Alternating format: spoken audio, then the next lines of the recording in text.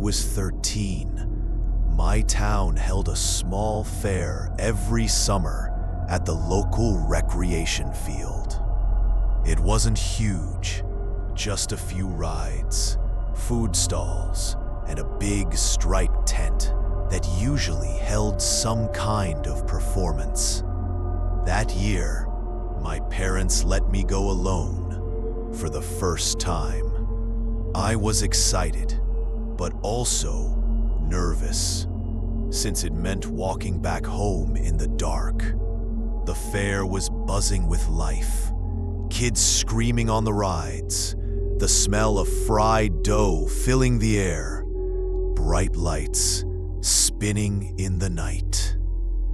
I wandered around for a while, then noticed the striped tent had people going in. Curious, I peeked inside. On a little stage, performers were entertaining the small crowd. A magician, a woman balancing on stilts, and at the far corner, a clown twisting balloons into strange, almost unrecognizable shapes. At first, I thought nothing of it, until the clown looked up and locked eyes with me. His painted grin was wide, but it didn't feel playful. He tilted his head and slowly raised one finger, curling it as if to beckon me closer. I quickly stepped back and left the tent. The night went on, and eventually the fair began winding down. As people drifted toward the parking lot, I started heading down the dim path that led back to my neighborhood. The trail cut through a patch of woods, and though I had a flashlight, the darkness swallowed most of the light. Halfway through, I heard it, a faint squeak, like rubber shoes pressing into the dirt. I froze, turned my flashlight around, and my heart sank. It was the same clown from the tent, standing just at the edge of the trees, barely illuminated. He didn't move, didn't speak.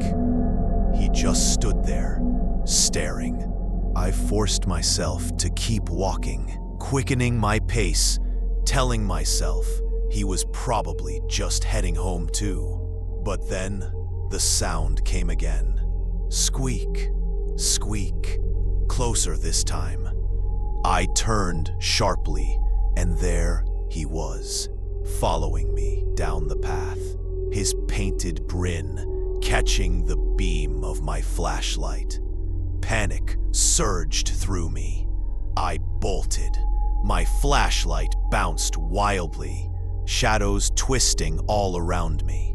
I could hear him behind me, the squeaks growing faster, chasing me through the trees.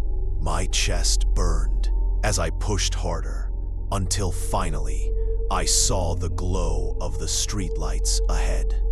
I didn't dare look back again. I sprinted into the open, across the pavement, and didn't stop until I was in front of my house. Only then did I glance behind me. The path was empty. No clown, no sound, just the silence of the night. To this day, I don't know if he was a performer playing some sick joke or something far worse.